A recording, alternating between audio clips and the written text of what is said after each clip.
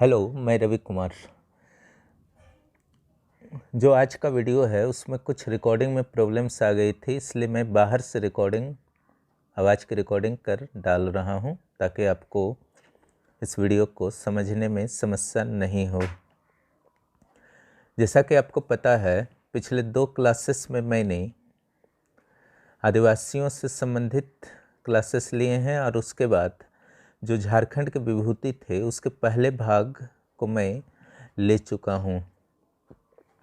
जो झारखंड के विभूति के क्लासेस होंगे वो कुल 3 क्लासेस होंगे, जिसमें यह दूसरा क्लास है। इसके बाद हम लोग जो है तीसरे क्लास पर अध्ययन करेंगे, जो कुछ समसामयिक विभूतियों के संदर्भ में होगा। चलिए आज के संदर्भ में जो दूसरे क्लास हैं, हजारीबाग और रांची से संबंधित विभूतियों के बारे में हम लोग अध्ययन कर लेते हैं। तो उस क्रम में पहले हम लोग हजारीबाग के विभूतियों का अध्ययन करते हैं। यहाँ पे ध्यान देंगे, जो हजारीबाग के विभूति हैं उनमें से 1857 के जो कुछ स्वतंत्रता सेनानी थे उनका अध्ययन पहले कर लेते हैं। उनमें माधव सिंह, जयमंगल पांडे और नादिर अली खां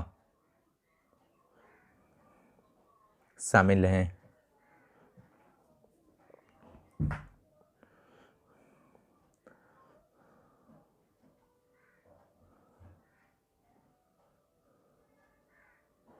इसके अलावा चतरा से रामनारायण सिंह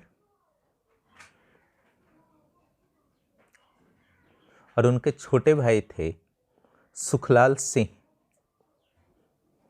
दोनों का भारत के स्वतंत्रता संग्राम में प्रभावी योगदान रहा है।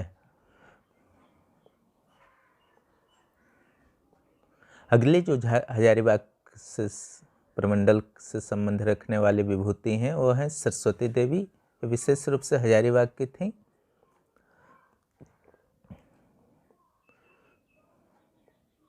इसके बाद एक विभूति है बजरंगी सहाय।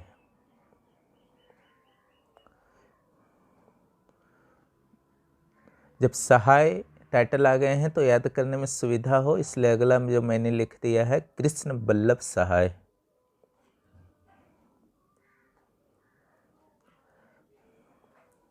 और इसके बाद धनबाद क्षेत्र के जो हैं विनोद बिहारी महतो।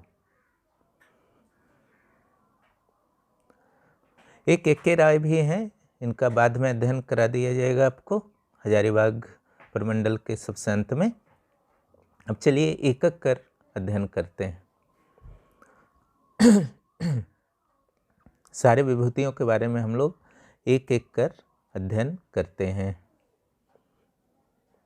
सबसे पहले माधव सिंह, जयमंगल पांडे और नादिर अली खां के बारे में अध्ययन कर लिया जाए। हजारीबाग में जब 1857 के दौरान विद्रोह भड़क उठा था, उस दौरान रांची के जो कमिश्नर थे डाल्टन, उनके द्वारा ग्राहम के नेतृत्व में एक सेना हजारीबाग के विद्रोह को दबाने के लिए भेजी गई थी। उसी सेना में माधव सिंह, जयमंगल पांडे और नादिर अली खां जो थे शामिल थे, लेकिन उन्होंने क्या किया कि रास्ते में ही विद्रोह कर दिया।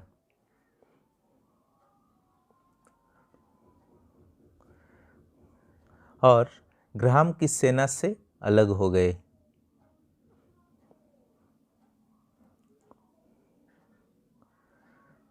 तीनों के द्वारा विद्रोह करने के बाद अंग्रेजी सरकार पूरी तरह से कॉशियस हो गई, बहुत ही सावधान हो गया। उन तीनों को पकड़ने के लिए पूरी तरह से प्रयास करने लगे। ये तीनों जो थे रांची में आकर विद्रोहियों से मिल गए और चतरा की ओर बढ़ने लगे ताकि कुंवर सिंह से मिल सकें। लेकिन चतरा में जयमंगल पांडे और नादिर अली खां को पकड़ लिया गया और चतरा के एक तालाब के पास फांसी दे दी गई।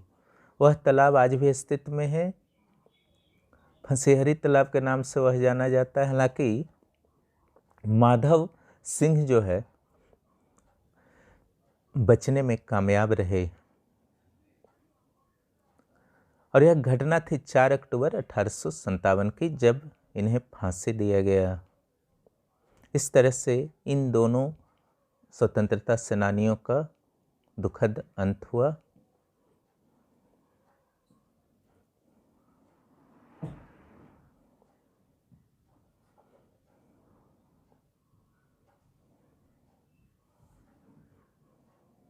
अब चलिए अगली विभूति के बारे में हम लोग बात करते हैं और यह है राम नारायण सिंह।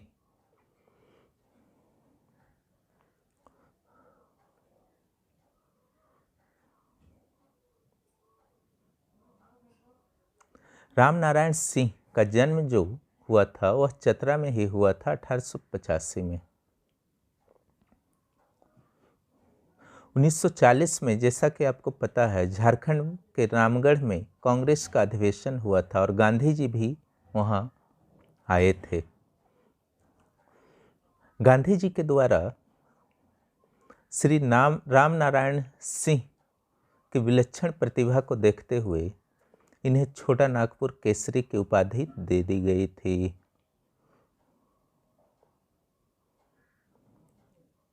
ये बहुत ही इम्पोर्टेंट क्वेश्चन है आपके परीक्षाओं के लिए, क्योंकि यह अक्सर आ जाया करता है कि छोटा नागपुर केसरी की उपाधि झारखंड के किस स्वतंत्रता सेनानी को प्रदान की गई है। राम नारायण सिंह का नमक आंदोलन और भारत छोड़ो आंदोलन में भी विशेष योगदान रहा है।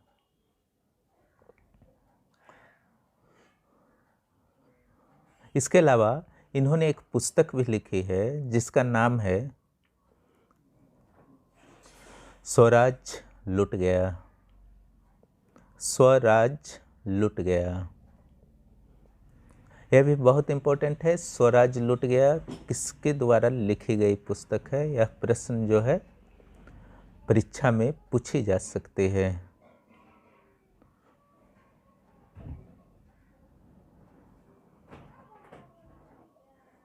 अब चलिए, रामनारायण सिंह का अध्ययन हो ही गया है तो उनके छोटे भाई श्री सुखलाल सिंह का भी अध्ययन कर लिया जाए साथ ही में।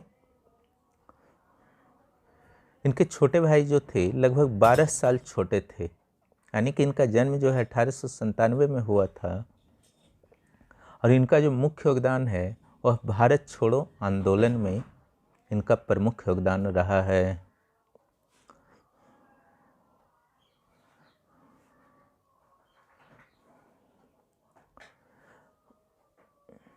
स्वतंत्रता के बाद श्री सुखलाल सिंह का राजनीतिक क्षेत्र में प्रभावी योगदान रहा और चतरा विधानसभा क्षेत्र से ये बिहार विधानसभा के लिए विधायक भी चुने गए। इतना ही जानिए सुखलाल सिंह के बारे में, काफ़ी है।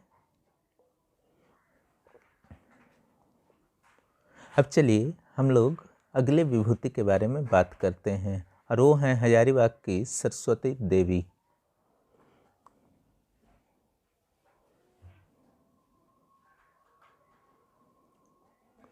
सरस्वती देवी का जन्म जो हुआ था 1901 ईस्वी में हुआ था और इनकी मृत्यु जो हुई थी 1958 में हुई थी।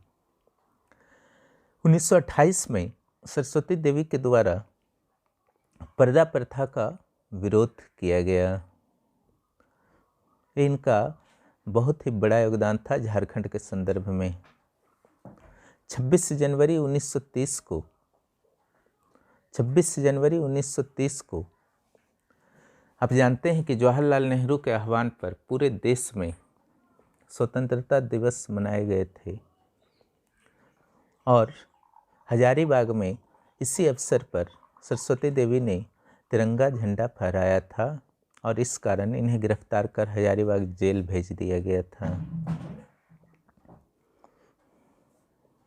इसके बाद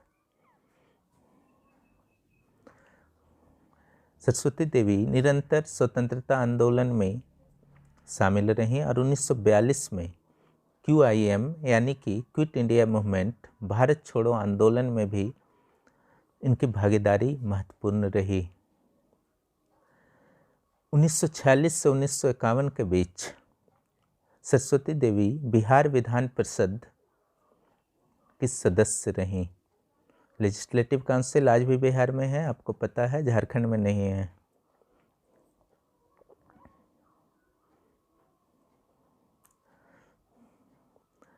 उन्नीस सौ 58 में इनकी मृत्यु हो गई।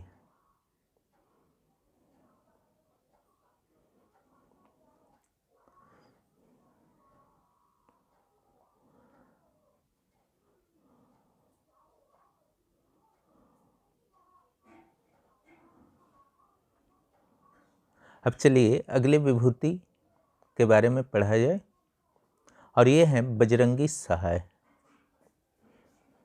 बजरंग सहाय नहीं, बजरंगी सहाय होगा, बाद में सुधार दिया जाएगा।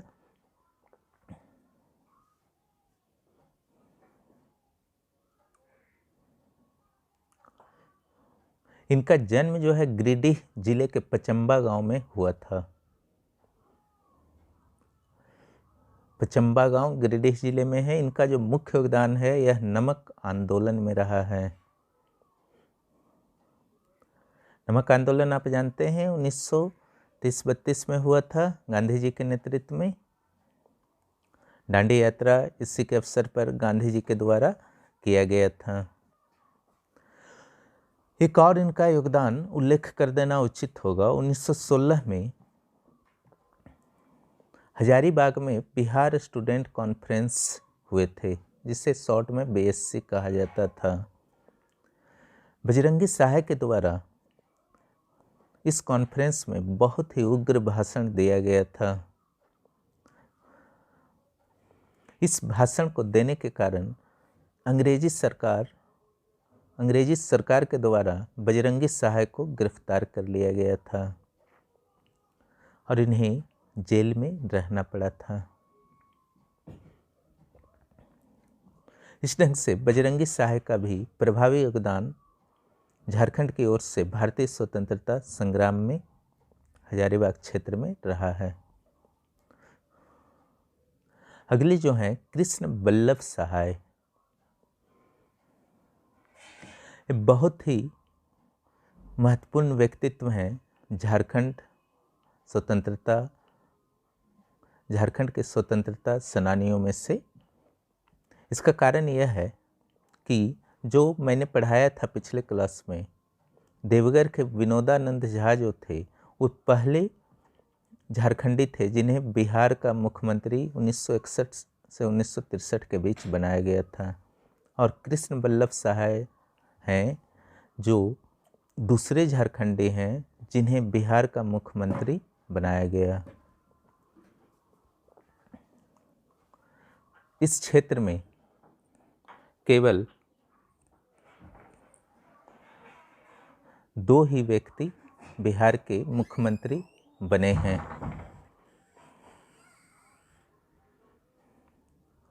और इनका जो मुख्यमंत्री का कार्यकाल बिहार के मुख्यमंत्री के रूप में था 1963 से 67 तक था।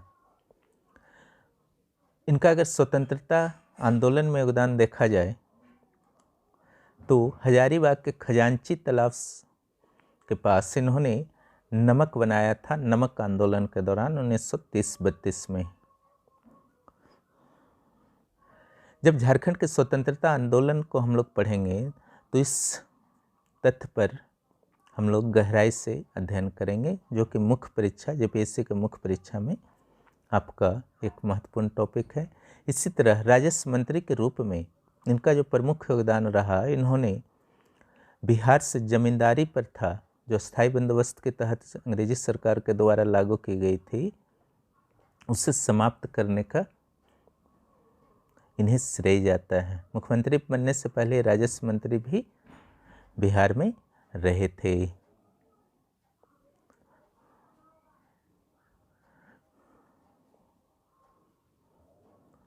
तो इस ढंग से आप देखते हैं कि कृष्ण बल्लभ सहाय का जो योगदान है वो बहुत ही महत्वपूर्ण है।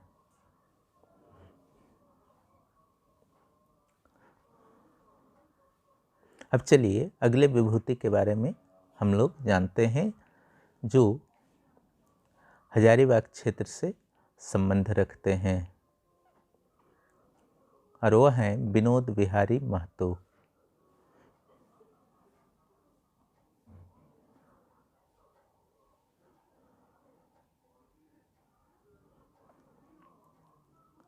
विनोद बिहारी महतो के द्वारा शिवाजी समाज का गठन।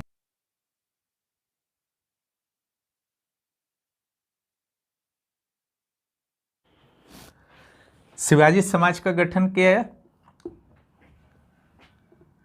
सामाजिक समस्याओं को दूर करने के लिए, लेकिन इनका जो सबसे बड़ा योगदान था 1973 में शिबू सोरेन, ठीक है, शिबू सोरेन के साथ जेएमएम झारखंड मुक्ति मोर्चा का गठन, ठीक है, उसमें ये भी शामिल थे।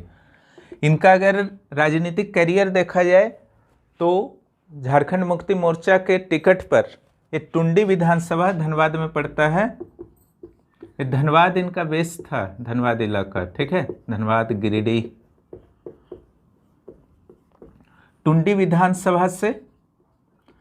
विधानसभा से एमएलए रहे थे और गिरिडीह लोकसभा से जो है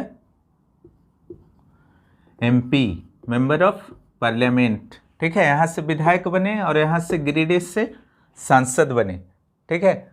इनका जो उपाधि था, उपाधि को लिख लीजिए,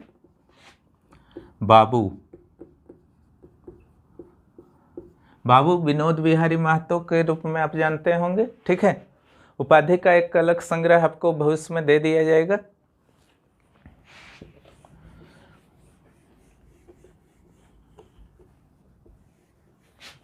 एक और उपाधि के बारे में लिख लीजिए इस क्षेत्र से, इक्के राय, ठीक है। इनका जो मार्क्सवादी झुकाव था इनके विचारधारा में, इन्होंने पहले गठन किया था मार्क्सवादी समन्वय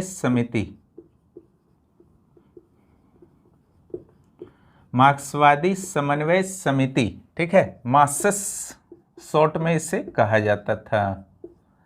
बाद में 1973 में जेएमएम के गठन में विनोद बिहारी महतो और शिबू सोरेन के साथ जो है एक रॉय भी शामिल थे, संस्थापकों में एक हैं ये।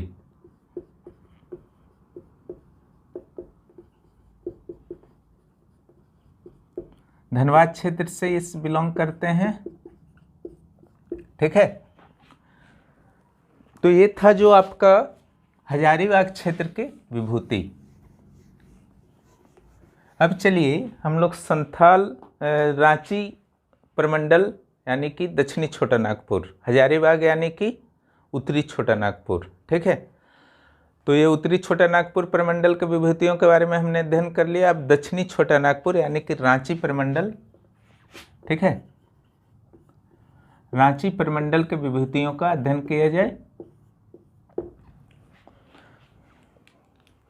चूंकि ये कैपिटल सिटी उस समय तो नहीं था, लेकिन एक प्रमुख शहर जरूर था, इसलिए यह भी स्वतंत्रता के दौरान जो है एक आंदोलन का केंद्र रहा और बिहार का उपराजधानी कहा जाता है कि ग्रीष्मकालीन राजधानी था ही, ठीक है। इसके कारण भी इसका काफ़ी महत्व था, इसलिए रांची और आसपास के क्षेत्रों में इसका प्रभाव स्पष्ट रूप से देखा गया। स्वतंत्रता आंदोलन 1857 से लेकर के 1947 तक। यहाँ जो है सबसे पहले बुद्धो भगत का नाम आता है,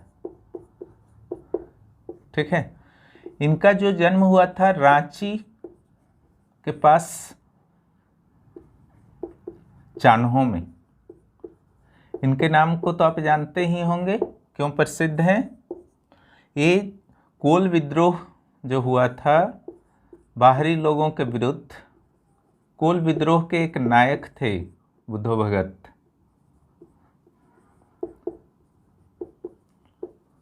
1831-32 में कोल विद्रोह हुआ है, ठीक है। और ये जो था बुंडू और तमाड़ क्षेत्र में कोल विद्रोह हुआ था, ठीक है। कोल विद्रोह जो था मुख्य केंद्र जो था बुंडू और तमाड़ क्षेत्र में था। अंग्रेज इनसे इतने आतंकित हुए थे कि 1000 रुपया इन पर इनाम रख दिया था। इनका जन्म जो हुआ था 17 फरवरी 1792 को हुआ था, ठीक है। और इन्हें मृत्युदंड दे दिया गया 14 फरवरी 1832। कोल विद्रोह को हम लोग डिटेल में पढ़ेंगे, उस समय जानेंगे, ठीक है। अभी फिलहाल इतना रखिए, ठीक है। 1000 रुपये इन पर इनाम रखा गया था। पहले व्यक्ति थे जिस पर झारखंड अंग्रेजी सरकार द्वारा इनाम रखा गया था। बुद्धो भगत के बाद आ जाइए।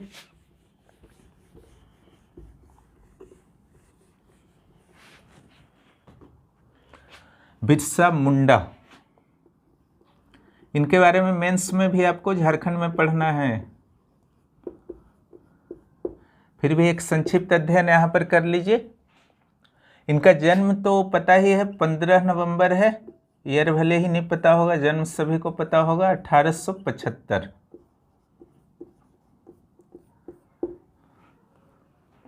उलीहातू में, खूंटी जिला, उस समय रांची जिला था, खूंटी अनुमंडल था उस समय, ठीक है। बाद में चालकंद इनका फैमिली आ गया था, उस पर हम लोग बात करेंगे बाद में। 15 नवंबर को इनका जन्म हुआ। जब ये बड़े होने लगे, ठीक है, तो चाईबासा में इनकी शिक्षा दीक्षा पहले हुई। इस दौरान जो है अंग्रेज और ईसाई मिशनरियों की गतिविधियां जो है इनको पसंद नहीं आए, इसलिए दोनों अंग्रेज हों या ईसाई मिशनरियां हों, दोनों के वो विरोधी बन बैठे। पहले सहयोग लेने का प्रयास इन्होंने किया ईसाई मिशनरियों से, लेकिन बाद में क्या किए, वो विरोधी बन बैठे। और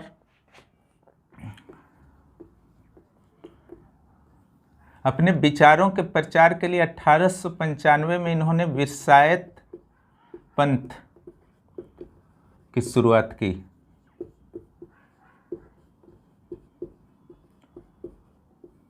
इसके बारे में डिटेल हम लोग आगे पढ़ेंगे, ठीक है। और इनके माता और पिता के बारे में जान लीजिए, कभी कभी पूछ दिया जाता है। कदमी मुंडा जो थी, माता थी इनकी मदर। फादर जो थे सुगना मुंडा। अब बड़े भाई जो थे कोंता मुंडा।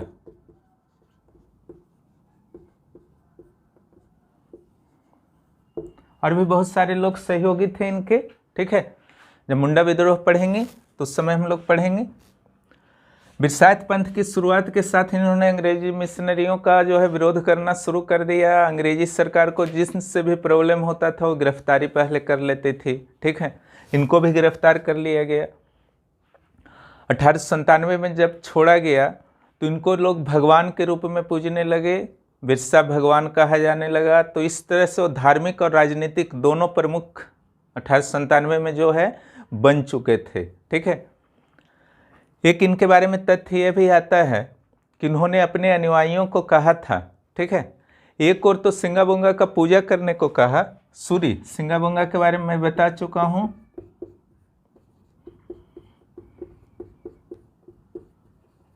सूरी। तो दूसरी ओर नशा से दूर रहने को भी इन्होंने पूरी तरह से प्रतिबंध नशा पर लगाने को कहा, ठीक है। जैसे आपका हड़िया है, ठीक है, उससे भी दूर रहने को कहा। सीमित रूप से पूजन के लिए उन्होंने अनुमति दी। अंधविश्वासों से दूर रहने को कहा। लेकिन दूसरी ओर एक यह भी तथ्य आता है कि उन्होंने खुद कहा था कि डरना जो है किसी से नहीं है। अगर अंग्रेज जो है गोली चलाते हैं तो गोली जो है मेरे प्रताप से फूल बन जाएंगे, क्योंकि मैं जो हूँ सिंगाबोंगा का दूत हूँ, ठीक है। यानी कि भगवान ने मुझे स्वयं भेजा है, ठीक है, और मैं उससे फूल बना दूंगा। इसके अलावा जो है उन्होंने कहा था मेरी मृत्यु होगी, जेल में अगर ले जाते हैं तो मैं कुंदा, लकड़ी का कुंदा बन जाऊंगा, ठीक है। तो इससे अंधविश्वास नहीं समझना चाहिए। इस पर मैं मेंस में चर्चा करूंगा, मेंस के सिलेबस जब पढ़ाऊंगा मुंडा विद्रोह। वास्तव में किसी भी काम के बाधक में आपका भय होता है, ठीक है। अगर भय की जगह साहस का संचार आप में हो जाए तो कोई भी काम आप कर सकते हैं। अब जेपीएससी आईएएस का ही एग्जाम लीजिए, बहुत लोग जो हैं डर से ही नहीं भरते हैं, ठीक है। बहुत लोग होते हैं जो जिनका स्कूल रिकॉर्ड खराब होता है लेकिन भर देते हैं, मेहनत कर देते हैं, वो फाइनली सिलेक्ट हो जाते हैं, ठीक है। तो बिरसा मुंडा का ये सब कहने का उद्देश्य यही था कि जो भी आदिवासी समाज में, मुंडा समाज में भय का वातावरण था अंग्रेजों के प्रति, बाहरियों के प्रति, उसको दूर करना उद्देश्य था। क्योंकि जब वो एक क्रांतिकारी उस समय बात कर रहे थे कि अंधविश्वास से दूर रहना है, तो इस ढंग की बात वो नहीं कर सकते थे। लेकिन उन्हें पता था कि साहस बहुत ज़रूरी है, भय को दूर करना बहुत ज़रूरी है, तभी जो है ये गलत चीज़ों का विरोध कर पाएंगे, ठीक है। वही उद्देश्य था इनका। खैर 1897 में जब ये रिहा हुए तो धार्मिक और राजनीतिक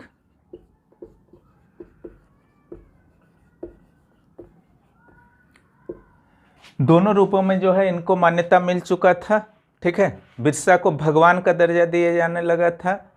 इन्होंने मुंडाओं की फौज भी खड़ी कर ली थी धीरे धीरे। उन्हें अस्त्र शस्त्र का प्रशिक्षण जो है गया मुंडा के द्वारा दिलाया जाता था, ठीक है। ये सब चीज़ जो है अंग्रेजों को बर्दाश्त से बाहर हो गया। अंततः 3 फरवरी 1900 को इनको गिरफ्तार कर लिया गया, ठीक है। और कहा जाता है कि 9 जून 1900 को हैजे के कारण मृत्यु हो गई। रांची जेल में हैजे के कारण मृत्यु हुई। लेकिन यह भी कारण हो सकता है कि अंग्रेजी सरकार द्वारा इन्हें जो है अत्यधिक प्रताड़ित किया गया होगा। अब आइए आगे।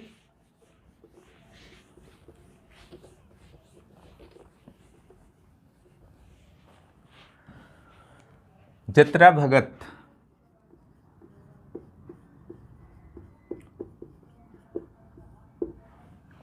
इनका जो जन्म दिवस है, इसके कारण कई लोग इन्हें गांधी का दूसरा अवतार भी कहते हैं, ठीक है। इन्हें गांधी का अवतार भी कहा जाता है। 2 अक्टूबर 1888, ठीक है।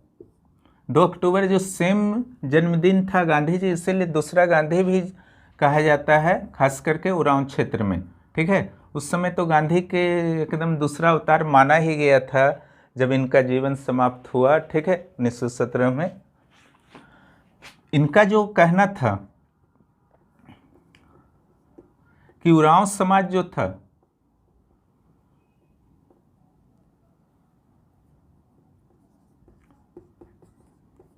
बेगारी नहीं करेगा, ठीक है,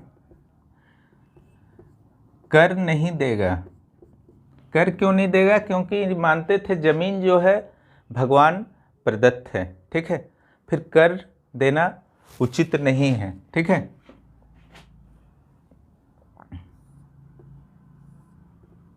इसके कारण जो है अंग्रेज भड़क उठे थे, ठीक है।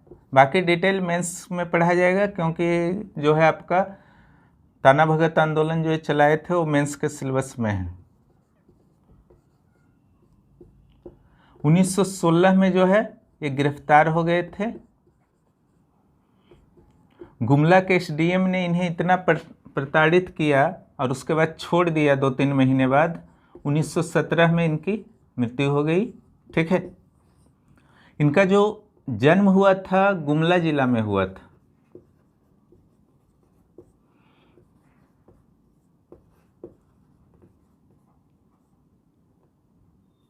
विशुनपुर प्रखंड वहाँ पर है, वहाँ चिंगारी गांव है, वहाँ पर हुआ था, ठीक है।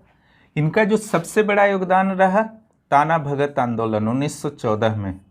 ये आईएएस तक में आपका एक क्वेश्चन आता है, बहुत ही इम्पोर्टेंट है। ठीक है, इन लोग, जतरा भगत ने कहा था कि आपको जो है मांसाहार का सेवन नहीं करना चाहिए, मांसाहार का सेवन नहीं करना है। ठीक है, नशा नहीं करना है, किसी अंधविश्वास को नहीं मानना है, इस सब के अलावे। ठीक है, पूजा जो है केवल एक देवता का करना है, वो है सूर्य का प्रतीक धर्मेश। ठीक है, सभी को कहा कि आप जो है अपने घर में तुलसी का पिंड लगाइए। आज भी जितने भी भगत लोग हैं इनका पूरी तरह से पालन करते हैं। ठीक है, और गांधी जी के काफ़ी प्रिय थे, इनके जो भी अनुयायी थे गांधी जी के भी प्रिय थे। 1940 में जो है आपका रामगढ़ सम्मेलन के दौरान इनके द्वारा भी अंशदान किया गया था राष्ट्रीय आंदोलन के लिए। ठीक है, तो इस ढंग से जतरा भगत के बारे में आप जान सकते हैं। इतना भी जानकारी रखिए, इतना काफ़ी है।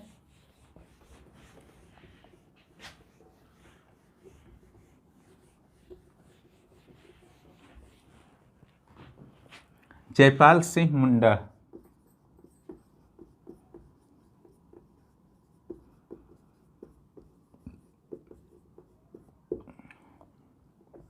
इनको जो है मुंडा राजा भी कहा जाता है, मारंग गोमके भी कहा जाता है, उनकी उपाधि है।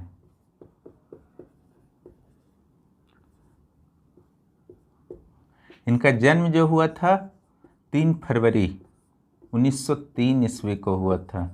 ठीक है, टकरा गांव में, टकरा गांव खूंटी जिला।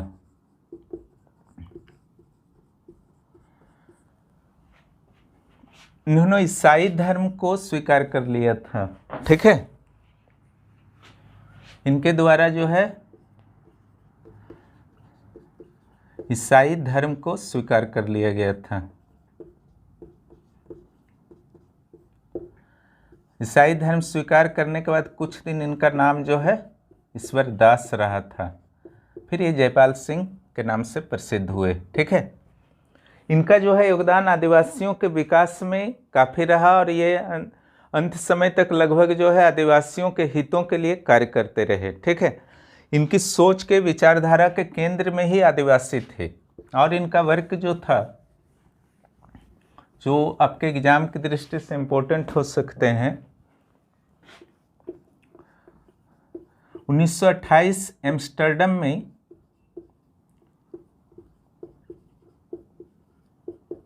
ओलंपिक हुआ,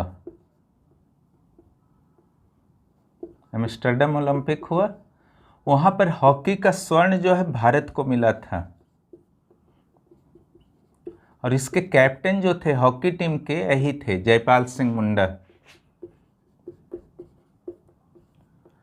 कैप्टन जयपाल सिंह थे। ठीक है, ये बहुत ही बड़ी उपलब्धि थी इनकी।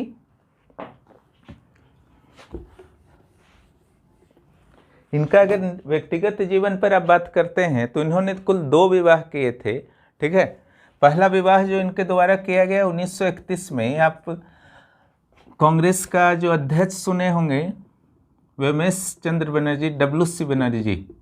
ठीक है, उनकी पुत्री थी तारा बनर्जी।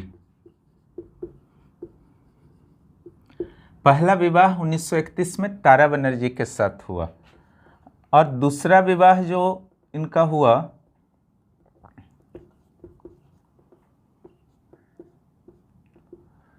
एक अंग्रेज अधिकारी कॉर्टेस थी, उनकी प्रत्यक्षता थी जहां आरा। जहां आरा इनकी दूसरी पत्नी थी, पहली तारा, दूसरी जहां आरा। ठीक है, इसके अलावा इनके राजनीतिक जीवन को अगर आप देखिए तो व्यक्तिगत जीवन हो गया, विवाह वगैरह। राजनीतिक जीवन देखिए तो जो आदिवासी महासभा था उसके अध्यक्ष बने 1939 में।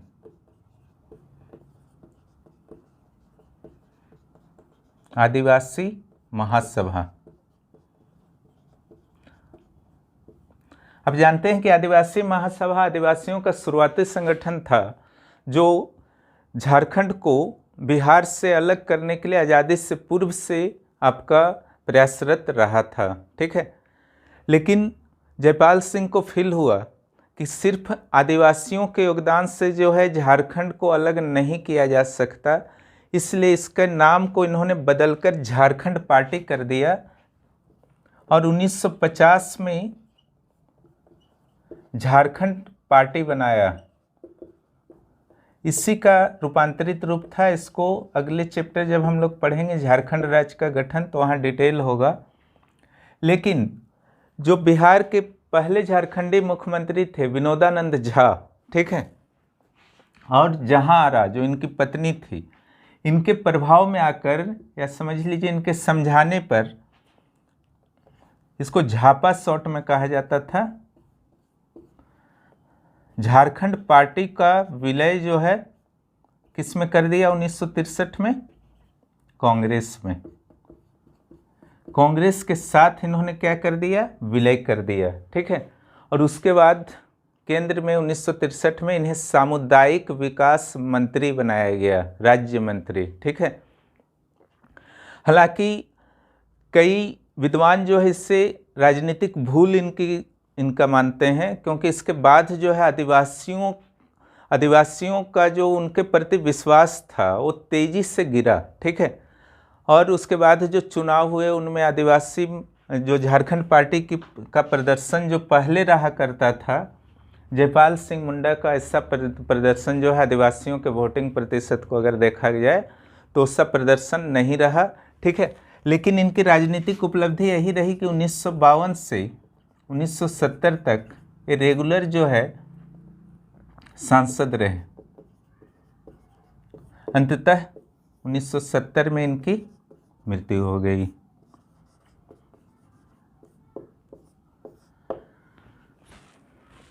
जो भी इनका योगदान रहा, अंत में थोड़ा सा आदिवासियों के विश्वास को ये खो बैठे थे झारखंड पार्टी का कांग्रेस के विलय के कारण।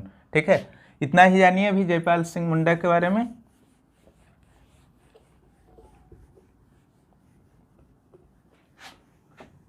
अब कुछ और विभूतियों के बारे में जान लीजिए। रांची से कार्तिक उरांव,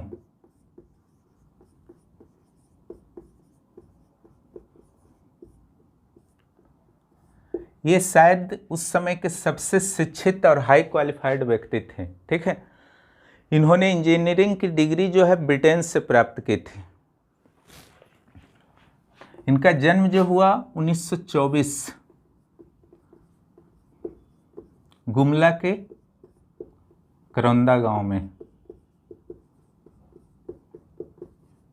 बहुत ही हाईली क्वालिफाइड थे, बहुत ही उच्च स्तरीय इंजीनियर थे।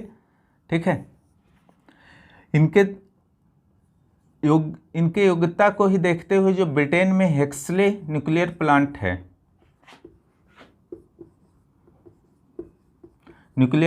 है, उसके डिजाइनरों में से एक थे। ठीक है, यानी कि हेक्सले न्यूक्लियर प्लांट जो है इनके द्वारा भी डिजाइन किया गया है। रांची का जो HEC है उसके प्रबंधक पद पर भी कुछ दिन के लिए रहे। ठीक है, आदिवासियों की जो खराब स्थिति थी, ठीक है, उसको सुधारने का भी इन्होंने अपनी ओर से समय समय पर प्रयास किया। उसी के तहत इनके द्वारा एक संगठन बनाया गया, अखिल भारतीय आदिवासी विकास परिषद।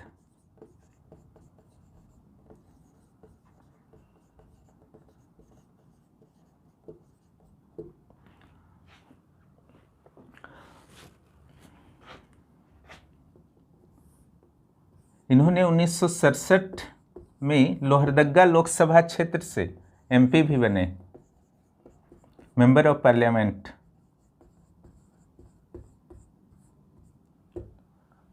ठीक है, इनका राजनीतिक जीवन भी इस ढंग से थोड़ा रहा है, इंजीनियर होने के साथ साथ।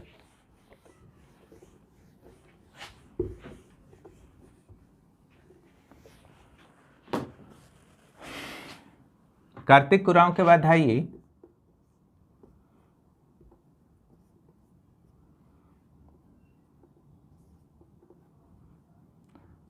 जुएल लकड़ा।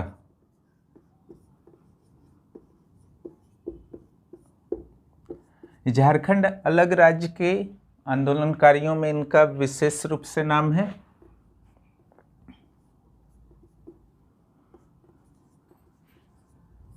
ये ईसाई धर्म को मानने वाले थे। 1915 में ठेबले उरांव के साथ मिलकर इन्होंने छोटा नागपुर उन्नति समाज बनाया।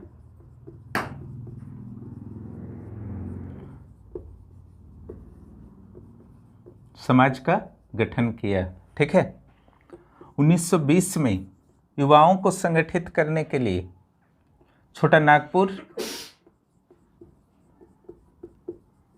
Young hockey and football team का गठन किया।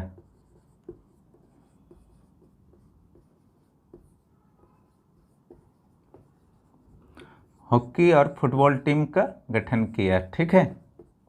ये दोनों इम्पोर्टेंट है। ये तो काफ़ी इम्पोर्टेंट है। किसके साथ मिलकर किए थे?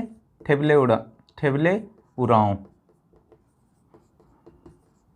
1947 में जो है इनको पद्मश्री मिला। पद्मश्री पाने वाले ये प्रथम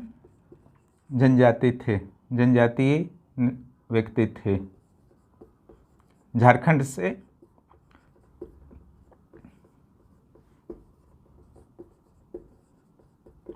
झारखंड के प्रथम जनजाति थे, पूरे इंडिया के नहीं। ठीक है।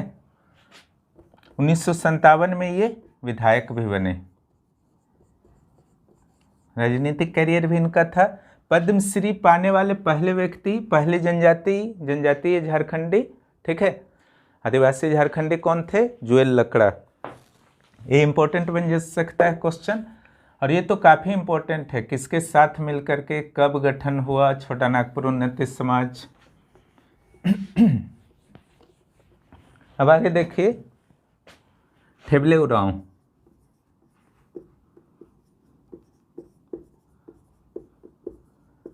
इनका जो योगदान है 1915 में जो आपका छोटा नागपुर उन्नति समाज का आपका गठन हुआ था COS का, उसमें ये भी शामिल थे। ठीक है, जुएल लकड़ा के साथ। और फिर विवाद हो गया इनका जुएल के साथ। जब विवाद हुआ तो इन्होंने क्या किया? किसान सभा का गठन कर लिया 1930 में। ठीक है। ये 5वां JPSC प्री में आया हुआ है। किसान सभा का गठन किसने किया था?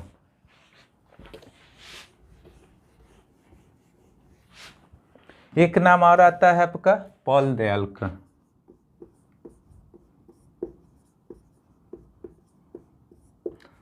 पॉल दयाल का इसलिए नाम है क्योंकि ये आदिवासी महासभा के प्रथम उपाध्यक्ष थे।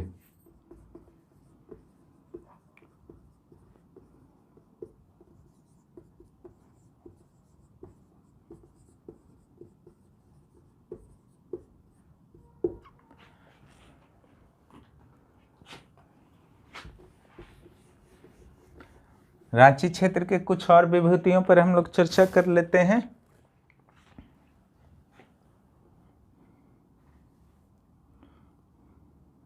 विश्वनाथ साहदेव।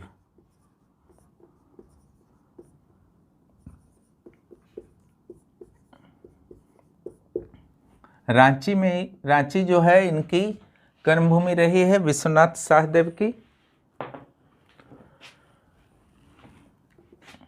1857 में आपको याद होगा जब डोरंडा में विद्रोहियों ने विद्रोह किया था, तब इन्हीं को राजा घोषित कर दिया था। ठीक है।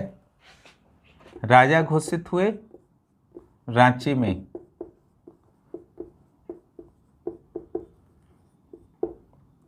इन्हीं के नेतृत्व में जो है विद्रोही आगे बढ़ रहे थे अंग्रेजों के विरुद्ध।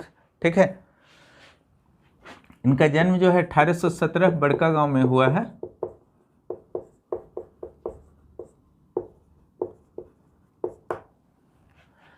और सेनापति जो घोषित किया गया इनका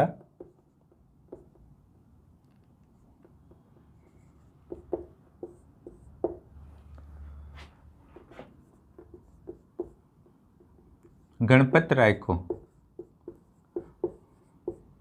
ठीक है, ये लोहरदग्गा के थे। लोहरदग्गा के भौरा ग्राम में इनका जन्म हुआ था।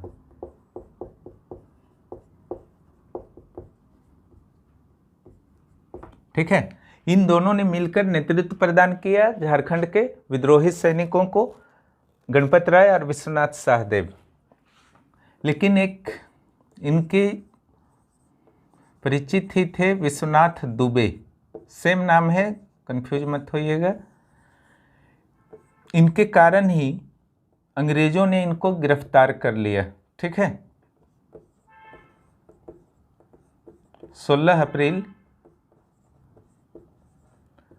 फांसी दे दिया गया विश्वनाथ सहदेव को। ठीक है, इनको कब फांसी दिया गया? 16 अप्रैल 1658 को विश्वनाथ दुबे के कारण। ठीक है,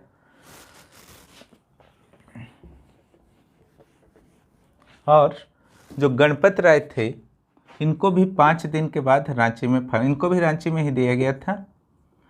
इनको 16 अप्रैल को दिया गया और इनको 21 अप्रैल को दिया गया 1858 को फांसी। ठीक है, तो इस ढंग से दोनों की मृत्यु फांसी के द्वारा ही हुई। 1857 के दोनों विद्रोही थे।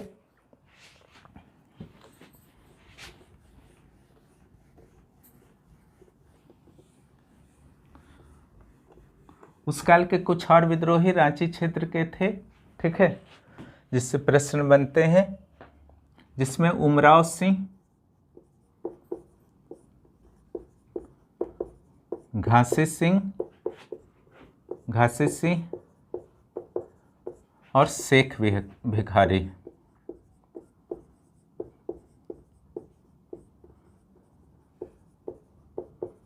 शेख भिखारी शामिल थे, उमराव, घासी, शेख भिखारी। ठीक है, अब यहां पर देखिए, इन दोनों का जो जन्म हुआ था, दोनों भाई थे, उमराव सिंह बड़े भाई थे और घासी सिंह छोटे भाई थे, और मांझी में जन्म हुआ था।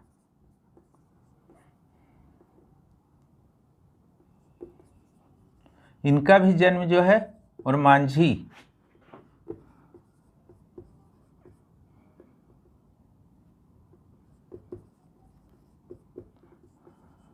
खुदिया ग्राम में।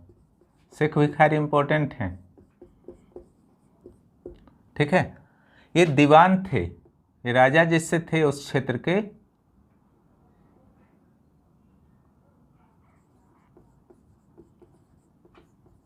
उमराव सिंह के।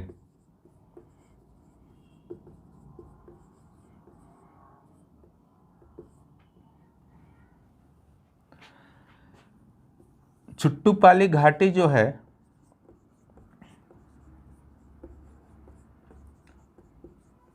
चारू घाटी,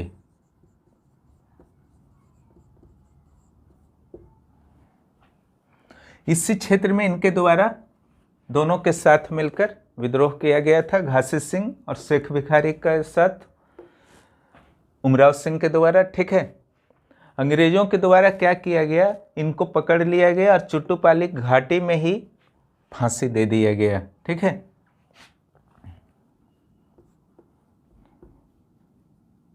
8 जनवरी 1858। ठीक है, इसका उद्देश्य था, ये तो शुरुआती स्तर पर था, 1857 जस्ट समाप्त हुआ था, जनवरी माह आया था। इसका उद्देश्य था झारखंड के जो अन्य विद्रोही थे, आप देखते हैं उनको जो है अप्रैल में फांसी लगा है। ठीक है, एक को केवल अक्टूबर में लगा था। तो अन्य विद्रोहियों को सबक सिखाना था। हालांकि ये कोई 1857 के विद्रोह के एकदम प्रत्यक्ष रूप से नेता नहीं थे। ठीक है, लेकिन सिर्फ सबक सिखाने के लिए इन दोनों को जो है फांसी दे दी गई। और उसी दिन, जिस दिन उमराव सिंह को फांसी दिया गया, उसी दिन 8 जनवरी 1858 को शेख भिखारी को भी रांची में फांसी दे दिया गया। कमिश्नर कंपाउंड में, ठीक है, कचहरी के पास। तो दोनों का जो है इस ढंग से अंत हुआ। इस ढंग से जो है आपका उत्तरी छोटा नागपुर और दक्षिणी छोटा नागपुर के जो झारखंड के विभूति थे और स्वतंत्रता सेनानी थे, उनका अध्ययन जो है समाप्त होता है। एक क्लास और होगा विभूतियों के संबंध में, जब वर्तमान में आपके झारखंड के जो भी विभूति हैं, स्वतंत्रता सेनानी तो उन्हें नहीं कहा जाता है, उसमें कुछ पर हम लोग कुछ विभूतियों पर बात कर लेंगे। तब तक आप लोग स्टडी करते रहिए। धन्यवाद।